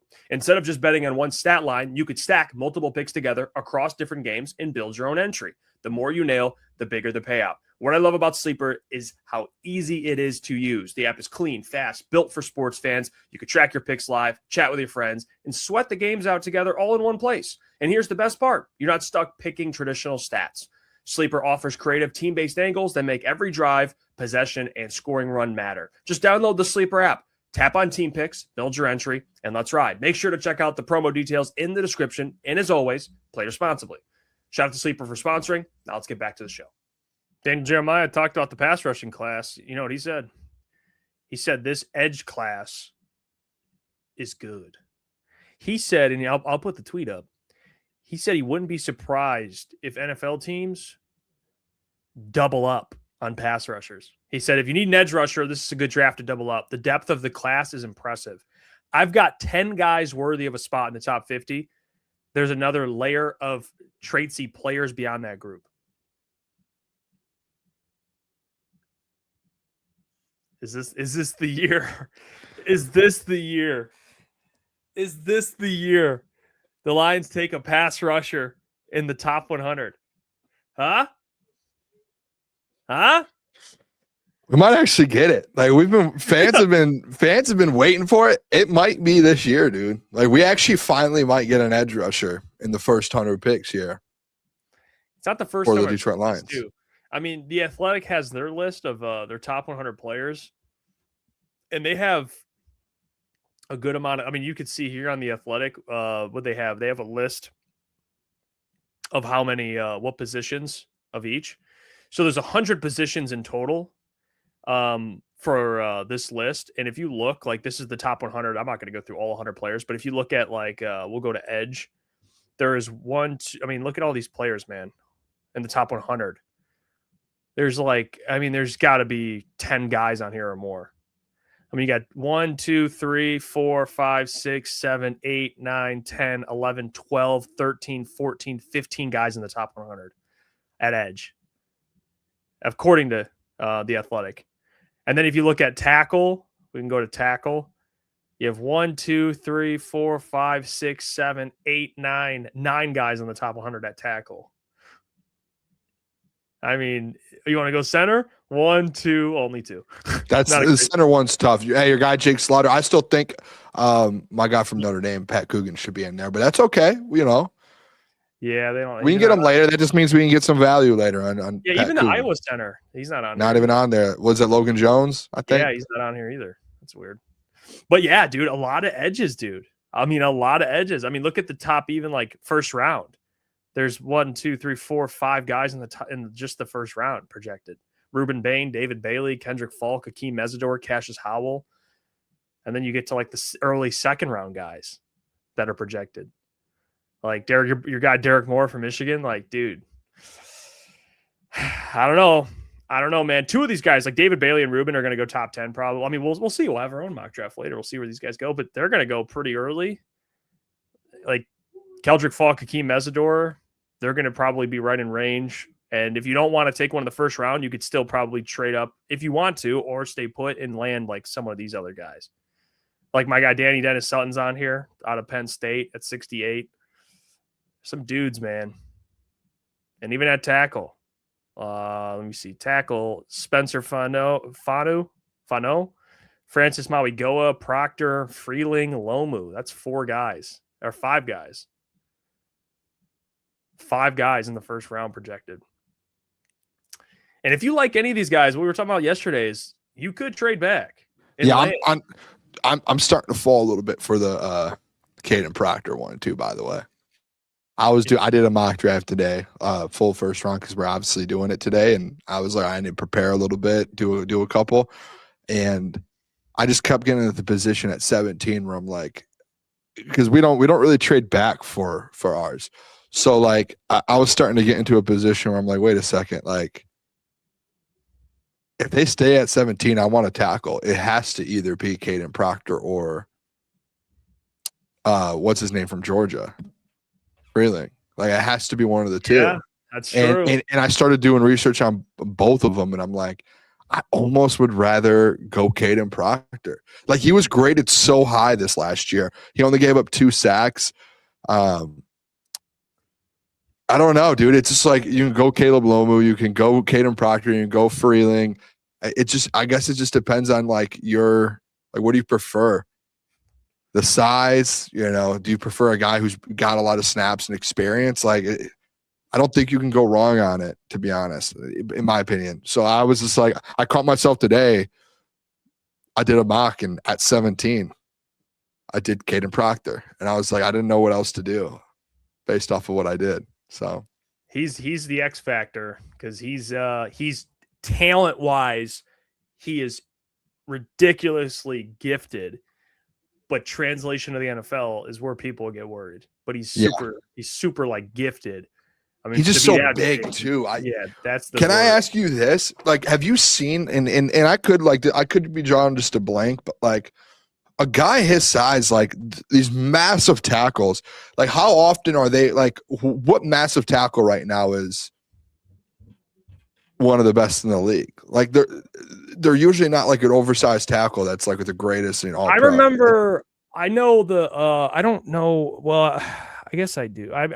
Orlando Brown is like 6'8", and he was pretty good. I don't know how he's doing now. He's not so good on the Bengals, I don't think. But there's some guys that are like pretty big. I mean, his height. His height's not necessarily the issue. It's his weight. He's so big. Like Taylor Decker's the same height as him. But Caden Proctor's is a massive dude. 366 pounds, bro. compared to Taylor Decker, who is 320. Like, bro, he's got 40 points, and he's pretty athletic for his size. But like, dude, that's so big. That is insanely big, dude. That's a massive. So people are worried about his lateral quickness being that big. Like, it's a worry. Someone just asked, Lion said, how about the guard ratings? I don't think the guards. I think there's especially first round. I think there's 2 guards that are first. They really have one. Where's Penn State? That's him. Oh, they just shortened his name. Vega Ione. I think I've seen the Texas A&M guard in the first round at some moments, I believe, or maybe I believe. Yeah, they have some. Your Jennings Dunker. He's a tackle, but he's going to play guard potentially. He's at 84, but yeah, they don't really have a lot of guards in not only one in the first round. They really do. Even let me see quarterback. So it's just one, Fernando. I was curious. Well, Ty Simpson potentially goes in the first. You just have Jeremiah. That's why I asked you the running back question the other day. I was like, wait a second. I was like, is there Emmett Johnson so good running backs that you can even think of in this draft outside of Jeremiah Love? And then like no one could be like, like you can't. No, I like go back. He's a top one. He's 92. Go up a little bit. 2 of the top 3 running backs in this draft class are from the same school. Yeah, there's a lot of people that say Jadarian Price is better. I guess that's what people are saying, and he's I don't know. That's I apparently Notre Dame fans are saying that. So I'm curious. Like, would you even want to take Jeremiah Love if you're like the Chiefs, or would you just go best player and take like I don't know. I'll tell you what. I did my mock today, and I had the Chiefs. Who did I take? Oh. Caleb Downs. He was available. I gave Caleb Downs. Yeah, like that's best player available. Yeah, like, and I think I think they've struggled a little bit at safety this last year, and I think they have a free agent potentially on yeah, they do. Safety. They have Cooks, I think his name is, or Cook, Brian Cook. So like you add Caleb Downs to that defense. Jeez, dude, like if he falls to them, you just go BPA and you just take him because you could do anything. I mean, the Chiefs honestly. They're in a position outside of quarterback. They can do anything. They can go running back. They could get another receiver. I know they have a stack of receivers, but if they wanted to add a receiver for Patrick Mahomes, you can do that. You can add an offensive lineman. You can add an edge rusher, safety. You can do whatever you want if you're the Kansas City Chiefs. Well, the only reason the Chiefs were, when we were doing the tiers yesterday, the only reason the Chiefs were in the not worried category is because they have Mahomes and Andy Reid. Like they do need a few. They need moves. They need a couple. But like when you think about draft wise for them, in my opinion, like they're not hammered down. Like when you see like I don't know, there's specific teams in the top 10 where you need this. Like you need an offensive lineman. They don't like. Yeah, they have needs, but a lot of their needs, in my opinion, is going to come from free agency. Like you need to add this and this in free agency. I think they can draft anyone and be good. And be fine. If they got Caleb Downs, that would be nuts. It would. That would. Or imagine nuts. if they got Mesidor coming off the edge with Chris Jones inside, or if they get not even Mesidor, but if they get one. If Ruben Bain falls to them, boom, you pull the trigger right away. Imagine if one of these top tackles falls to them, boom, you pull the trigger right away. That's my point with the Chiefs, where it's like they really can just sit there, let the draft come to them, and whoever's the best player on the board. If Mekhi Lemon's left on the boom, take him. Like you just do it, and you whatever they don't get there, you take it. You figure it out with free agency. Yeah, no, that's a good point. Chiefs are they really just have to take best player available, dude. I mean, when you look at some of the positions, like Arvell Reese is number 1 on here because it's just the defensive player, but you have all these dudes that are like top 10 that could be all good picks. Like Francis is number 11 on here. Yeah. But they're not going to pick based off talent. They're going to pick need, like you said. So Francis could go top 5 because all those. There was 2 things I found out, or not that I found out, but I thought of, and when I was going through different mocks today and doing a couple things. I know we're going to do our mock draft in a minute, but two quick notes here. If we're talking about like top 15 in the draft, Sonny Styles, if he makes it to the Commanders, Jeff, I think that's an auto pick to the Commanders. And I was reading today, Adam Peters. Yes, and his pro comp, they say, is Fred Warner. Adam Peters, I believe, when I was reading today, Adam Peters was in San Francisco when they drafted Fred Warner. I could be wrong at that, but I believe that timeline adds up. So Bobby Wagner, 40-something, not 40, but like late 30s, old. I think the Commanders, if Sonny Styles is sitting there for them, boom, auto. And then another one that today that kind of came across my computer today, Caleb Downs with the New York Giants. Yeah, I saw that too. Because the things that I was reading today, a lot of people are talking about with John Harbaugh and that Ravens defense that they had there. The Kyle Hamilton pick was just so good for them. To where John Harbaugh, with that defensive line they have there, you add your Kyle Hamilton type of player. And it's that because your offense is already good. Defense is kind of the one for them that they really need to solidify.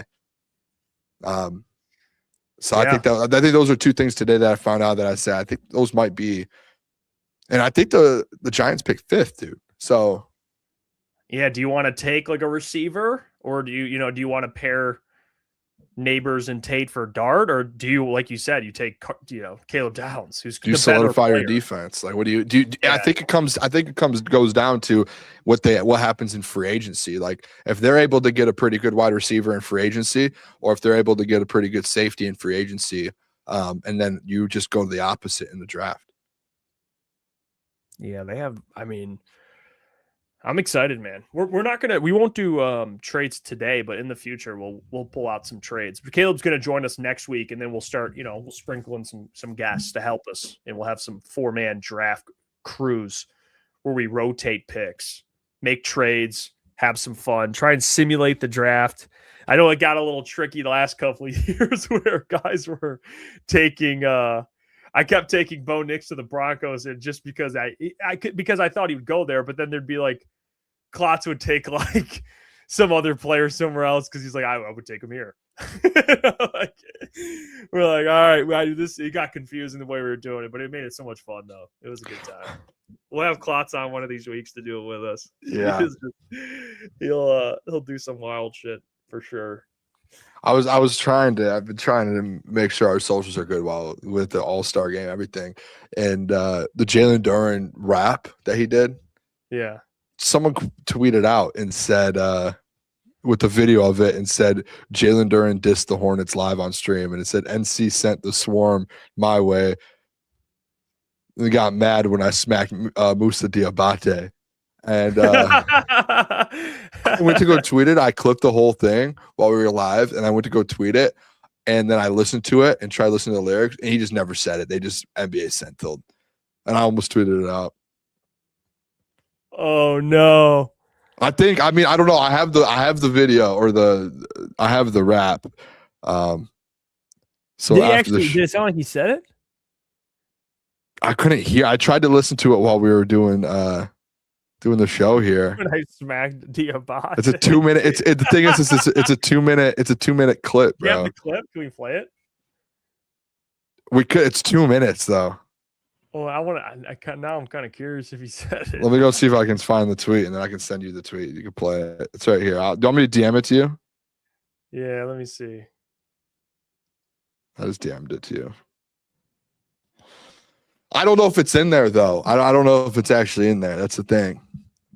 If it's in there and someone hears it, I have the tweet ready to go out. I just did not want to put it out and then me get NBA sentineled, and that'd be a tough look. Let me see. It's a full 2 minutes. It's a little long. Oh, let me see. Let me see this.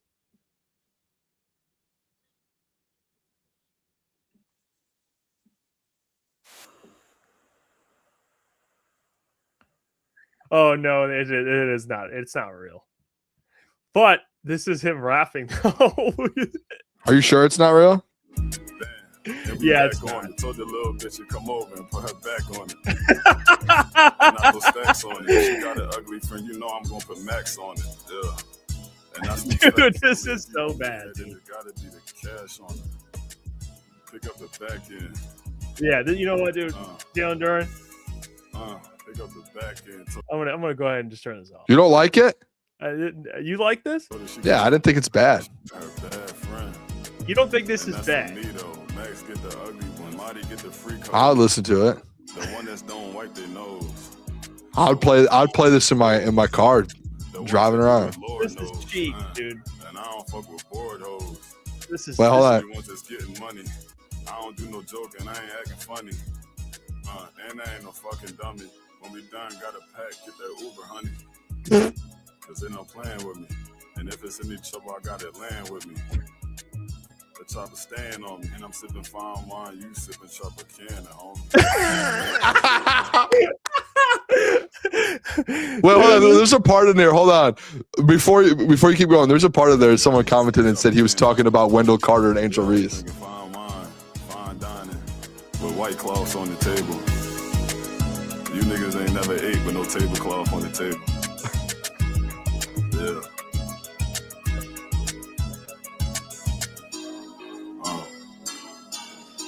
Dude, this is so bad. And if they act up, we on timing. I told your young niggas that I'm shining. I told my young niggas keep on grinding. I told my young niggas put that time in. Cause if you do it, shit gon' act right. And if you keep grinding, she gon' act right. And I lost my bitch to a dyke. They said, by the way, they said that part was Angel Reese, and he was calling Wendell Carter that. Shit I want. It's not You get what I'm saying? Yeah, that's crazy. Bro. How funny is that, dude? Oh my goodness, dude. Jalen Duran, I am, by the way. Jay in the chat said Boone's banned from the aux. I'm not allowed to do aux. We every time we get in the car, Jeff and them do not allow me with the aux. Because I just play. I'll play like Jeezy, or if I'm really in a good mood, I'll play some Doughboys, and then all the boys will just be like, "All right, Boone." I enjoy. Better than Jalen Duran. I'll say don't. Yeah, 100%. But like I don't hate it. I don't think it's the worst. But yeah, I am essentially. I feel like I'm like shadow banned from the aux. To be honest, when we get in cars. Yeah, well, that's. I don't know. The one person I don't like touch the aux, and he knows this, is Klotz. Every time I get in a car with Klotz, he puts the aux. He plays like the most random music of all time I've never heard of, and I get so frustrated. Yeah, it's. I can't vibe to this, Klotzy. No, Klotz. Shout out Klotz. You can't have the aux. I've told. I get mad every time. He's like, Boone, why do you get mad? I don't know the music. He's like, Boone, give me. We always have a joke. I was like, Klotz, you get 3 strikes. As soon as you play that third song where I'm like, I don't know what this is, dude. I cannot vibe to this song. Like, what are you playing? Boom, you're off. Yeah. We've got the 3-strike rule for Klotzy. All right, well, it's time. We got past the Jalen Duran freestyle. That was horrid. It is time. Oh, our first ever full NFL first round mock. Me and Boone, we're holding it down. Let's get to it. Let's do it. I got the draft simulator pulled up. No trades. We're doing the straight up rotating picks. Boone, you have the odd picks. I have the even picks. So you're going to be selecting for the Lions. Yeah. Oh, yeah. Actually, I have my notes here. I could not find a pad of paper today to do my notes because I left it at the office when I was at home doing notes for the draft. So I have grocery list papers that I did. I have 4 grocery list papers here. All my notes. Could not find a pad of paper today, dude. I have them all stacked up here at the office. Well, you start the draft. You tell me. I mean, this has got to be the most easiest number 1 overall pick, I would assume. With the first pick of the 2026 NFL draft, the Las Vegas Raiders will select Ruben Bain Jr. I'm kidding. Fernando Mendoza. Yeah, we were going to have to. Yeah, Fernando Mendoza, quarterback, Indiana. That's such a clear pick. Yeah. This isn't going to be that difficult for me either, to be honest with you. These first couple picks, pretty self-explanatory. I mean, if you're the Jets, you got to pull the trigger and select with the number 2 overall pick, the linebacker out of Ohio State, Arvell Reese. That's got to be the number 2 overall pick for the Jets. Just take the best player available. Take Arvell Reese. And that's the best the Jets can do. You're so bad. Don't take the quarterback. Don't even force it. You're being an idiot. Just take a damn. Who would they take quarterback? I guess I would say their next pick in the first round. They pick like 20 or something. I don't know. Like in the Jets have two picks. They do. They have 3 next year, I think. Wow, I did not know that. So wait till next year. You have 3 first rounders. Trade up and try and get somebody. But right now, just take 2 good players. Stop it. I've got my pick for the Cardinals. I think the Cardinals, this is my thought process with the Cardinals. They're going to have to figure out quarterback. Obviously, you see their needs there. They could go, running back. They don't really have with James Conner. I think you just go BPA when it comes to offensive line. I think they're at that point where the Lions were 3 or 4 years ago where it's like, what do you do? Just take the best offensive lineman when we went Panay. I'm not saying this player is Panay Sewell. I don't think he's going to be close to Panay, but it's just more so just whoever's going to be your quarterback in the future, just start building an elite offensive line for whoever that is. You're at the base level of your rebuild right now. So with the 3rd pick of the NFL draft, the Arizona Cardinals will select tackle out of Miami, Francis Mauigoa. Francis Mauigoa, what a pick. Yeah, this is man. And then I get the Titans, who just need so much. They really do. And honestly, I'm not going to waste too much time because I don't think they should overthink this one. If I'm being honest, I think the best thing for Robert Saleh just arriving to the Tennessee Titans is you got to ask yourself, you got to build a team. Okay. You got to build a lot of things. You could argue you got to build an offensive line. But they need to build a defense as well with Robert Saleh. And so I'm not going to waste too much time here. I'm just going to go ahead and take the best player. They're kind of in the same position. You just have to take the best player available. And with that being, this one's very clear. I'm going to go ahead and do it. The Tennessee Titans will select with the 4th overall pick, the best player available on the board, pass rusher Ruben Bain. Yep. That's who they're going with. Foundational. Jeffrey Simmons, Ruben Bain, start building the D-line. There you go. Robert Saleh is happy about that one. And then the Giants are up. All right. This is going to be one of the most, I think this is going to be a turning point of the draft. I know once you get to even the 2nd pick, I think, well, not even second, the 3rd pick, you really don't know what they're going to do. The 4th, you don't. But I think this is going to be one of those big moments. I said before the draft that the Giants are going to go potentially Caleb Downs because of the safety situation or just the fact with, Kyle Hamilton and Baltimore, it kind of all adds up. But this week, now that I have the Giants pick, I think one thing that we potentially could see out of the Giants is building and creating a more elite offensive line for their star quarterback. And I think that's something that they need to kind of take a look at, and they need to do their due diligence when it comes to the offensive line here. So with the 5th pick, I'm going to take with the Giants. I'm going to go Spencer Fanu out of Utah. Spencer Fano, sorry. Yeah, I messed it up too. Say his name wrong. We're still working on names here. So they have Andrew Thomas and Spencer. Their tackles, they're locked in at tackle now. Like they're good to go. Jackson Dart is good to go at tackle. I think that's the right play though. Like if you're building an offense, I don't think their defense is the worst, Jeff. Right? Like I think they're. Yeah, so I think they can figure that out, and they can get secondary and free agency, or they can in the 2nd round here. But I think if you're really trying to build an offense that's going to be consistent and protect your quarterback, just solidify it, right? You already have one good tackle, add another good tackle, and try and solidify this offensive line for your young quarterback. Yeah, and by the way, too, who was the big addition that they added on the coaching staff this offseason? Matt Nagy. Mm-hmm. And I'm not saying Matt, but they're going to try and help Matt Nagy out and get him some stuff offensively, you would think. Yeah, I mean, absolutely. I think the Giants, you're kind of in that. We were talking about it with the Chiefs earlier. You could argue tackle. You could argue, receiver. I think they could take a a couple different positions. But going with the tackle is the smart move. Like, you just fortify your offensive line. You can never, I mean, it's going to help Jackson Dart, your young quarterback. So I'm not going to argue with it. I like it. I do. Well, that leaves me with the Browns with my guy. You've had some tough picks, dude. I'll tell you what. The Shadur Sanders.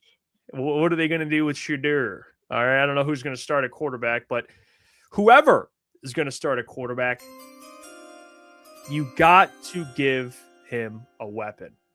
And I'm going to take Carnell Tate, wide receiver out of Ohio State, stays in Ohio and goes to. That's such an ugly pick for him, dude. I feel terrible for the guy. I feel bad even making it. But it's like Braylon getting drafted to the Browns, man. Where it's just like, man, it's so bad. I the feel only franchise, you know.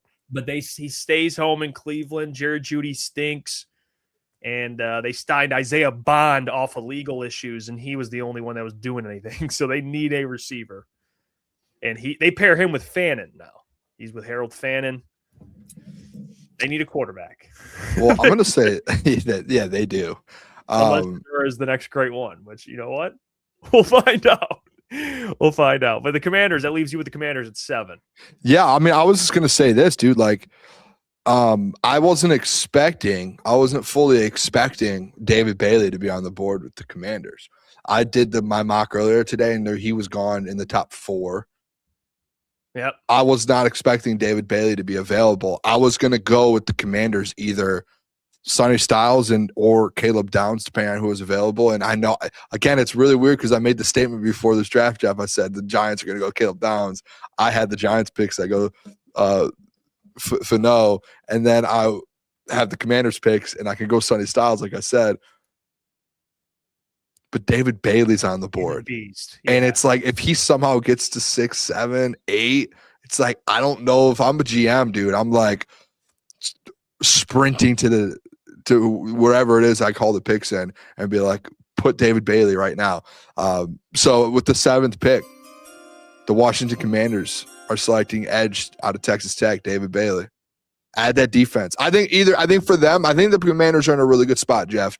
They're going to either end up with David Bailey, Caleb Downs, or Sonny Styles. And either way, whatever happens, they are in a really good spot, man. I think they go defense, though, this year. Wow. Yeah, I love the pick, by the way. David Bailey's he's going to go high in the draft. So the Commanders are happy. They need defensive help. So they get David Bailey. Dan Quinn's fired up about it. Now it leaves me with the Saints at 8. And honestly, the Saints are kind of in a weird spot here where, you know, you think you have a quarterback in Tyler Shuck. He played really well last year. They have Chris Olave. I mean, you traded a receiver, and you're kind of sitting there wondering, are we going to help out our quarterback? Or are we going to add to our defense? Well, I think I have an idea of what the Saints should do. I really do. I think I have an idea. And this would be, I think, a good idea. If I'm the Saints in this spot, you got to find out if your quarterback's any good. So I'm going to draft Mekhi Lemon out of USC. At number 8 to pair with Olave for your boy Tyler Shuck. Got to get him more help. Wow. Yeah. You could argue just take Caleb Downs, but I think they want a wide receiver. I really do in the draft. I agree. I'm kind of with you on that. I don't think that's the worst. So that puts you with the Chiefs. See, this is where I run into the issue, and even on my sheet here, I just wrote down so many different options for the Chiefs, and I was obviously I think Jeremiah Love is a good option. The thing I run into with the Chiefs, Jeff, when it comes to this pick, is a million mocks are mocking Jeremiah Love to the Chiefs, but the issue is I just feel like in free agency, I feel like the Chiefs could get someone in free agency, like a Breece Hall or someone, to where they don't have to use a pick like this on Jeremiah Love. He'd be significantly cheaper, probably at 9. I guess it is a first round pick, but yeah, but it's but like if you're sitting there and you're like, I can get like Breece Hall for $10 million, and then I could get like a future All-Pro safety in Caleb Downs, and then we can also bring in Breece Hall. I would go Caleb Downs from the Chiefs. Do you see what I'm saying though? Like I think there's that argument, and you also have Sonny Styles there, but you do have Nick Bolton, and you already have a pretty good linebacking core. Yeah, you know, I feel running backs in the first round, Moon. Can you scroll just a little bit more here for me? Well, the problem is, you know what we're going to run into here, and this is where we get into a really bad thing with me and you doing this, is if I don't draft Jeremiah Love, you're never going to do it. No, so I'll make sure. We're going to put out a mock draft on Twitter, and Jeremiah Love's going to go like 15th, and people are going to be like, I'll "This." Make sure he's selected. People are going to be like, "This isn't realistic," and then we're gonna get absolutely killed. That's where I get into a little bit of a tough spot. You know what I'm saying? So it's between the two to me. I got it though. You ready? Hit it. All right. With the 9th pick, 2024 NFL draft, the Kansas City Chiefs will select, if he is on the board, Caleb Downs, safety, Ohio State. Oh. And that's what I had written down. I had Caleb Downs or weapon or edge. Those were the three. I did an arrow, Downs, arrow, weapon, arrow, edge. That was it. So it was like the on draft day. This guy. That's it. Yeah, I think if I'm the Bengals, I'm furious. I am so furious because they need an edge, and Reuben Bain, David Bailey are all gone off the board. So you're kind of in this weird situation where you could take like a Texas A&M edge, Cassius Howell. You know, do you just then your safety? You need a safety. Caleb Downs went off the board.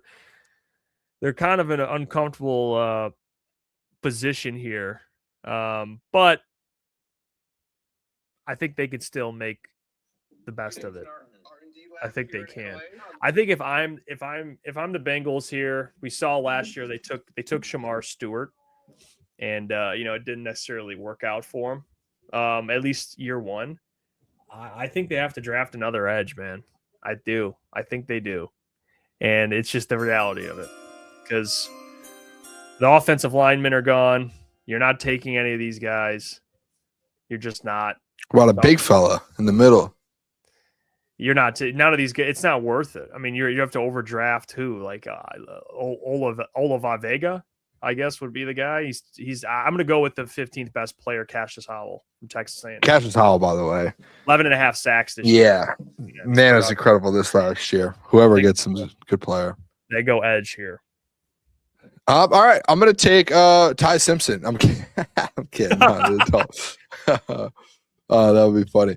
But by the way, this this is where you get into a real positions. Like if you're certain franchises, because like Sonny Styles is going to be a future All-Pro player, right? Like potential. But they just had a Jordan Brooks ball out this last year. And become an All-Pro. So it's you don't really want to go there. You already have A-Chain in the building. Can you scroll down a little past these two? Because they're not going to draft either one of those guys. They do need secondary. They could use. They traded Ramsey. Remember a couple years ago? They could use a corner. Their best corner is Jack Jones, who Amon Ra made cry at training camp. You can hit the thing for me. This isn't my favorite pick in the world, but I think it's best for them.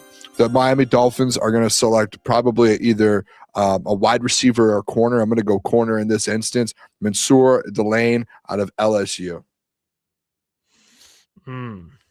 That's a good pick. You know what? I'm just going to I think we have to just make the move. I think we just do. I think you know what to do here. I think we just have to. Yeah, given it how the drafts fell, I think if you're the Cowboys, they need defensive help. But in this instance, Jerry Jones would 1,000% take Jeremiah Love with the 12th pick. For sure, dude. Oh, that's like an Ezekiel Elliott pick for them. They'd be fired up about that. Wow, that's such a. That kind of corrects our draft back. So we're back now. And now we're back into the. Now these guys are all right around the same ranks. You know, but now it leaves you. You got the Rams here at 13.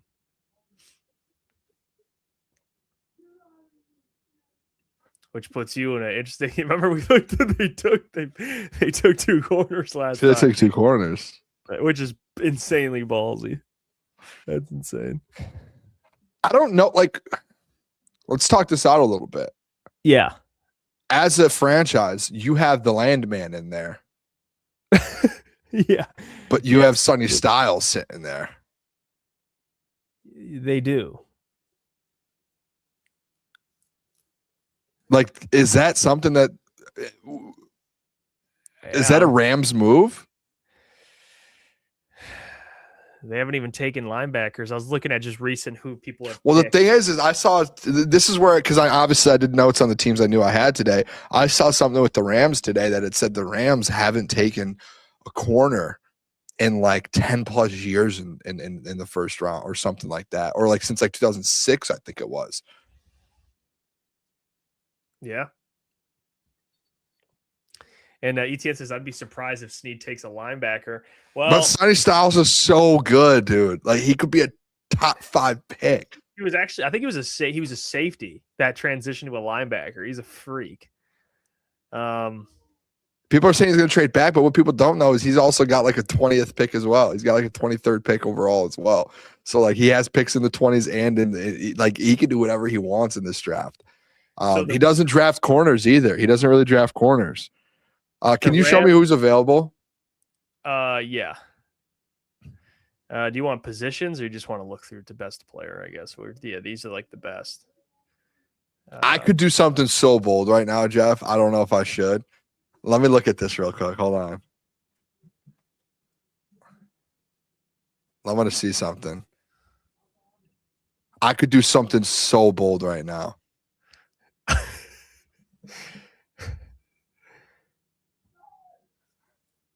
Do you want me to do it with someone? Tell me if you want me to do it or not. If you want me to do it, well, of course I want him to do it.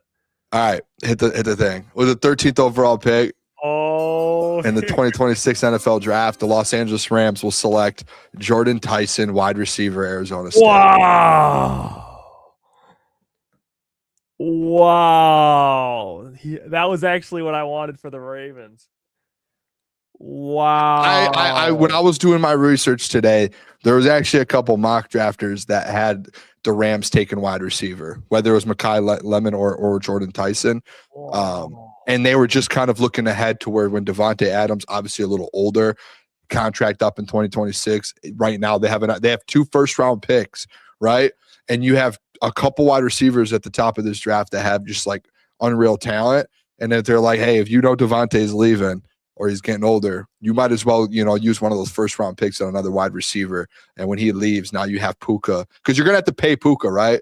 So it's like if you can get a wide receiver, like a top-tier wide receiver, on a rookie deal, and you still have another first-round pick later in this year, why wouldn't you? You know what I mean? Why wouldn't you? I think for the Ravens here, I'm going to do something that I think I think they have to do. They don't need a linebacker. I'm gonna do this. Screw it. I'm gonna do something, and this is what PFF called the perfect Ravens pick at 14. I think the Baltimore Ravens select Keldrick Falk at 14 at edge. That is such a Ravens move. But you got to think though, Jeff. You just made that because that's a Ravens move. They have a whole new front office, not front office actually. Yeah, with Jesse Minter. Eric DeCosta's still there though, and that defense sucks. Yeah, sucks. They do need a secondary, but they just drafted a corner last year, where they drafted a safety, Malachi Starks. Man, if I had one more, can you scroll just a little bit here? I want to see what edges are on the board. Want me to see the edges? Yeah. Can you do edges? Yeah. So the edges, TJ Parker. You're getting into like now these are guys that. All right, I got it. Can you hit it? Can you hit the thing? Yep. Let me see. Bang. Bucks with the 15th pick of the 2026 NFL draft. Tampa Bay Buccaneers will be selecting linebacker Sonny Styles, Ohio State. Pick. Yeah, that's what they would. They're getting a little old at linebacker. They just need defense, dude. They either need a linebacker or a defensive lineman, one of the two. Really, preferably edge for them. If one of those edges fall to them, I think they run to the podium. If Sonny Styles is there, which he's not going to be, he's going to be out in the first 7 picks probably. I think they would run to the podium here. This is a team that would love that. Well, I think this is another team that maybe you'd be hesitant if they ran to the podium because if they're drafting. But I think the Jets in this position, you have a player that's falling, Jamad McCoy. They're selecting him with the 16th overall pick. They traded Sauce Gardner. Got an edge out corner. Yeah. Now they're rebuilding that defense. Jamad McCoy goes to the Jets. And then can we scroll a little? Yeah, can we scroll just a little bit? That leaves you with the Detroit Lions at 17. The pressure is on. Boom. Should we? Let me ask the people. Do we want to let the chat give their opinions and thoughts on who they would take? I'll put 4 players in a poll and they can vote. Well, I think the 4 players we should do Caden Proctor. All right. Can you scroll a little bit slow there? Avion Terrell. Let me see. Throw a corner in that. Oh shit. Avion. This dude's name. Terrell. Okay. And then scroll a little slow through as well. We should put TJ Parker. I think we throw an edge on there. Best available edge. Yep. BPA. Best available edge. And then I think we throw Freeling on there as well. Monroe Freeling. Tackle. So we got 2 tackles, an edge, and a corner on there. Is that fair? That feels fair, right? Let me see. Who's the let me see. And then Monroe Freeling. Is he the highest rated tackle? I mean, it's him and Caden Proctor. Or Caleb Lomu. Yeah, Lomu. I'll do Lomu. I would rather do. Yeah, I guess. I don't know. I'm just doing the highest rated people, unless I'm just going who's higher. All right, you put it in there. Yeah. Everyone go vote. We'll give it a couple minutes here. Yeah, there's and then we'll say who we would have taken after we make the pick, if you want, or who would you would have? You probably would go Caleb Lomu because you did that the other day.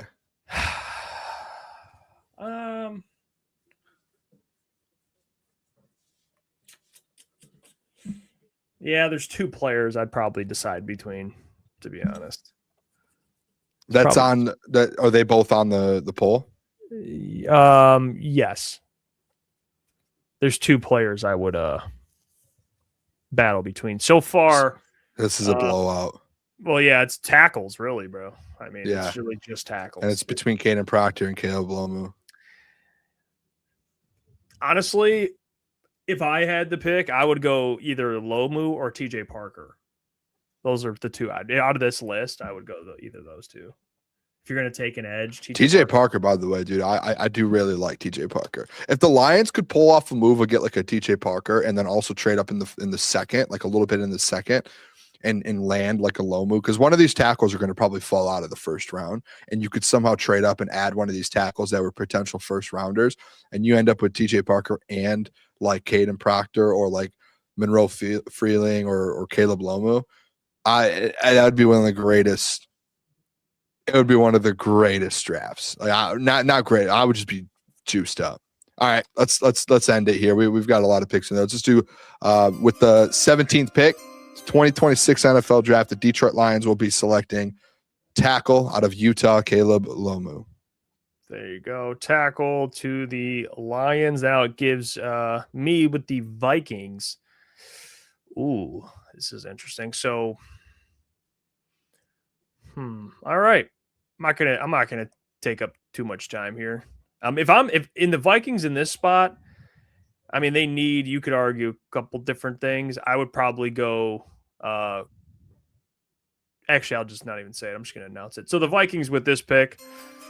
With the 18th overall pick, we're gonna take Avion Terrell, the corner, at 18. So they go cornerback.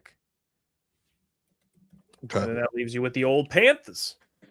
The Panthers. Is Peter Woods BPA? Is he the highest? Is he the highest available? I'm asking. I'm sorry, I said that wrong. He is. Peter Woods is a beast too. Mm-hmm. All right, I'm gonna do this. Hit it. The Panthers will select Peter Woods out of Clemson.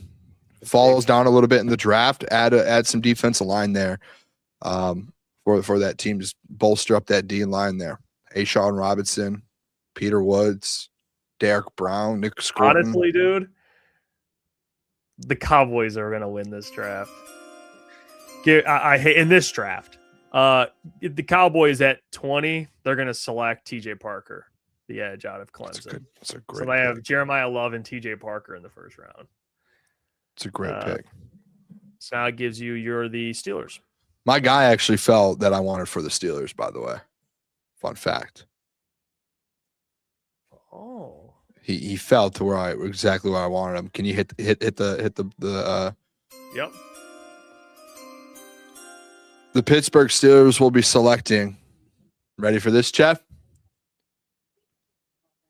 Not a quarterback, but they're going to pair DK Metcalf, Denzel, Boston, wide receiver, Washington, 20 plus touchdowns the last 2 seasons, 6'4", 6'5", big body wide receiver. Put him out there with DK. Add another weapon. That was something that they had an issue with last year. Is they just didn't have another weapon with DK. Add more weapons. Let's go. Add another weapon. I think they do that in the first round. I think Denzel Boston, if he's available for the Steelers, they run to the podium. Boom. Give me a wide receiver. Yeah, the Chargers. I think the Chargers are they are going to go. In my opinion, I'll just announce it. We know what the Chargers are about. They want to make sure their offensive line is locked in, and why not draft the best offensive linemen available for them? They need a guard, so I'm going Olaiviga Ione out of Penn State. I get a scroll, please? I just need to see who's available. So Caleb Banks, who's after Caleb Banks? Caden McDonald, Kenyon Sadiq, Caden Proctor, Lee Hunter, CJ Allen, see Christian. Can you keep scrolling a little bit? Monroe Fit Freeling. All right, I got it. All right, here we go. The Eagles will select. I don't think the Eagles stay at 23. I think they trade back and get this guy. I think they go Mesidor out of Miami. Get an edge. There you go. They're an edge. They draft the guys like that produce. That's them. A guy that's falling that's producing. They don't care about age or anything. They just want production. I think in this position, if you're the Browns, who'd you take earlier with the Browns? I took Carnell Tate. You're going this pick. If I'm the Browns, I'm taking tackle Caden Proctor. You have to take a swing at this point. Take the best tackle. Their defense is good. You need that offense. Now you get a left tackle for whoever quarterback is and a wide receiver. Can I get a look here real quick? Yeah. I'm sorry. So now the Bears at 25. Oh, that's new.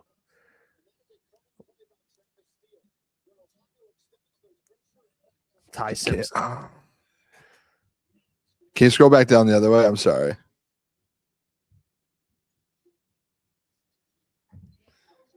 It's a couple guys here. I mean, yeah, I'm trying to think. Like with the Bears, and I guess we could talk this one out just a minute here. Like would the Bears go interior D line? Yeah, I mean they definitely could. They got Grady Jarrett, Javon Dexter. McDonald's been a pick people ought to take, and I've seen him mocked there a lot at Ohio State. He's like the Ty League of this year. Yeah, but there's Banks as well from Florida. Or Banks, yeah. Okay, I'm gonna go with the Bears. I was originally going to go safety. I had safety written down, but with Caleb Banks available, I think the Bears would go D-line. A little older interior that they have, but I think they kind of just solidify that D-line.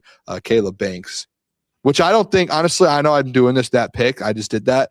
I think the Bears, like what they did last year, they kind of made some splash picks, right? Like I think they like the Colston Loveland one, and then they did the Luther Burden. I think they make some sort of slash or splash moves.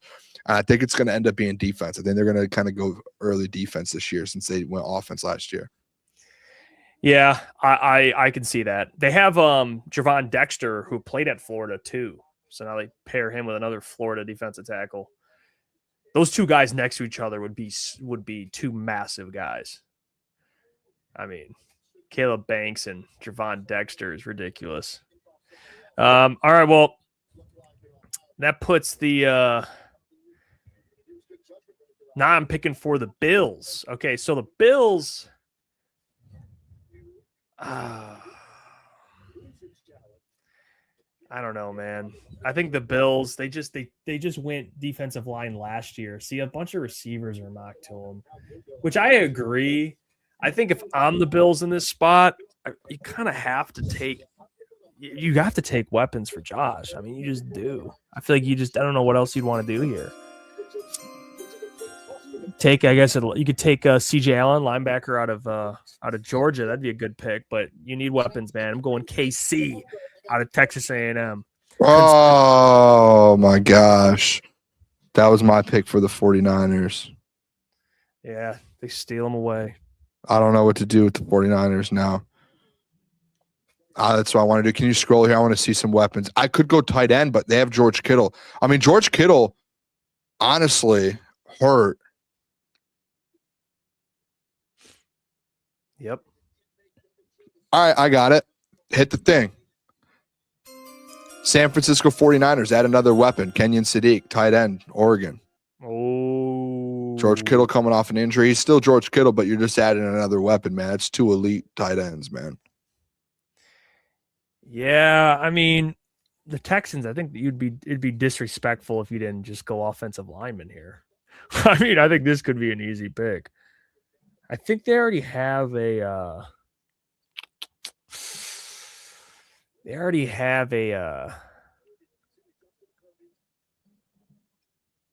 tackle. They took a tackle last year, if I'm not mistaken. Yeah. I don't know if Monroe Freeling would make sense for them. Let me see. I think at this point, I didn't expect the board. The board always looks different than you expect. I guess. I know, dude. I did two first rounds today with my picks, and it looked completely different when we start doing them together. You know what I mean? And this is how the draft goes, though. It makes you think a little bit. But they have 4 or 5 minutes to think about this, man. Yeah, I think you just got to take. I think you got to take interior here.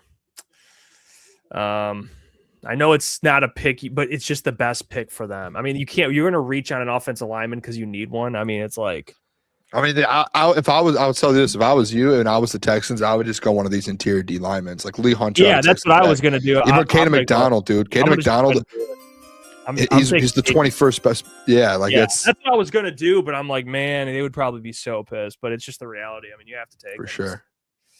You have to take it.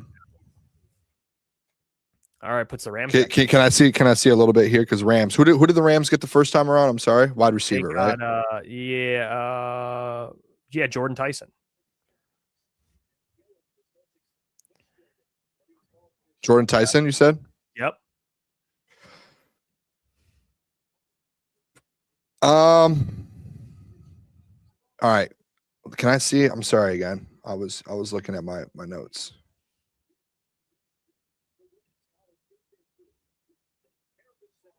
Can you scroll a little up and down? Can I get a little? Unless it's is it frozen? No. I mean, these are all honestly. There's some good corners here. Unless you just take like. Go down a little bit more. All right, hit me with it. All right. Rams are taking safety Emmanuel McNeil-Warren out of Toledo. Wow. Secondary. Him and Cam Kitchens. I think the Broncos. You know what I wanted for the Broncos? I wanted to take Sadiq. But he is not available. So we're going to pivot here and just take a player. I think that, he's there. You should just take him. I'm going to go ahead and do it. Give me C.J. Allen, linebacker out of Georgia. That's good. Can you show me offensive linemen remaining? Yeah, you could do guards and tackles, please. Actually, I'm good. I got my pick. Oh, okay. Yeah. Patriots are going to select Monroe Freeling, tackle. They need another tackle, a right tackle. I believe the right tackle is very old. I think he's like 35 years old. Yeah, but Monroe plays left. Maybe they kick maybe they tell Will get his ass to the left guard. Yeah, but they'll make some move. I think they go BPA when it comes to O-line. Yeah, Monroe Freeling is a good pick for them. I think they just go best player, and they'll move and they'll adjust as they need to. But well, I mean, if you're the Seahawks, you just won the Super Bowl. Who you taking? If I'm them and you're in this position, they're gonna lose. I believe Tariq Woolen in free agency probably. So I'm going to take the corner out of South Carolina, Brandon Sis. I don't know, Cease. But he was there's our first. Oh my God, we had 3 Clemson guys in a row. I just noticed that. How about that? That's crazy. I don't know. What are like some takeaways? Like, I would say here. Let me do this. Was there anything you didn't like about this, or you would have done differently? Let me do this. Put it up so we can actually see it. Well, let me see. We can zoom out like this. Actually, okay. I don't think we did too bad for the first one. I mean, maybe you could argue Jeremiah would go higher, but honestly, would it surprise you if some teams go BPA and he falls to like 12? It's not like a bad fall. It's a couple picks. Yeah. I do think can you scroll down to the very bottom? I think Sonny Styles at 15. I think he goes top 10. I don't think he falls out of the top 10. That's one maybe that. I don't know. I mean, I've seen him project. I've seen him projected in top 5. That's insane. Top 5. I've seen mock drafts. I could be wrong. Am I crazy? I think I've seen some people do that. Are you sure it's not Arvell Reese or they're both going? No, I've seen Arvell at number 2 in every single mock draft. I've seen. Maybe I'm wrong, but maybe it was a couple months ago that I've seen him. I remember seeing Sonny Styles going early, and I was like, "He's wow, a good player." I'm pretty sure there was a mock draft of him going like top 5. Let me look it up here. That's probably your guy, dude. Who's your guy? Mel Kiper. Talk about Falk. See, Sonny Styles 12 there. I think he just became my guy because of the one time he was. I told him he was a top 20 pick. Wait, who is that? Falk. Kendrick Falk. Oh yeah. I just think he'll be a top 20 pick. I don't even know. I was talking about your guy, the mock drafter. Oh, here's Sonny Styles going 7th overall. Oh my God, the mock drafter, got it. And Daniel Jeremiah had him going 7th overall. Yeah, but he's young. I think people would see upside. Like he's 20 years old. You draft on upside there. He's 6'4". He's a freak. He really is. People are saying the Rams draft a corner. I mean, yeah, I just don't know. Like, Tyson as well there though. Yeah, my problem with the Rams at 29 is like, do you like the Brandon Cease guy out of South Carolina? Like, if I'm them, if Jermod McCoy or the other Tennessee corner aren't there, I'm not going to go corner. Well, like, he was there in this draft, Jermod McCoy. Yeah, he was at the first pick, but I'm saying at the second pick, what I'm saying, 29th overall. Is if one of those corners or one of those top end corners aren't there, which they weren't, then it's like I'm not reaching on a second round corner with a first round pick where I can get a first round talent in Emmanuel McNeil. You know what I mean? Like that's how I looked at it. Offensive lineman, but I mean it would only be like Monroe Freeling, I guess. But again, dude, hold on. Les Snead. Let me look this up on Twitter real quick. Because I'm telling you, dude. Les Snead corner. Let's see if I can find this tweet. CB. Dude, I saw the tweet today. I should have saved it. That's on me. Yeah, it's on me. I don't know. Oh, good. Don't worry about it. It was like since 2006, the Rams haven't drafted a corner in the first round or something like that. Oh, really? In like 11 years, I think it is. Yeah, it was like an insane stat. It was like, what makes you think they're gonna? Like, obviously, they need a corner, but if they're just a BPA team, dude. They've always been. Feels like. Now we got a mailbag, by the way. JC says mailbag crunch time grades. Boone B, Jeff B. He says Hefe B, Klotz C, Caleb B plus, Gentry not available, Flannel F. Where's this? I'm trying to look for this. This is I'm on the YouTube chat. Oh, Xavier says mailbag favorite Brad Holmes draft pick so far. Oh, that's a good one. Nasul. That's I was gonna say that like set the tone for the entire rebuild. Like finding Amon-Ra on the 4th. Brian, that was another one, man. I loved Brian in that draft. Loved him. Good one, yeah. Yeah, no, I think Amon-Ra is a really good one as well. Kirby's even a good one, obviously. Kirby, another one, dude. He's had so many good ones, dude. That's why it's hard to hate on him, man. Yeah, he really has. We got to get back in the lab there, Brad. Yeah, I hope he does it again this year, dude. Because the last 2 years, man, it's not it, man. No, it's really not.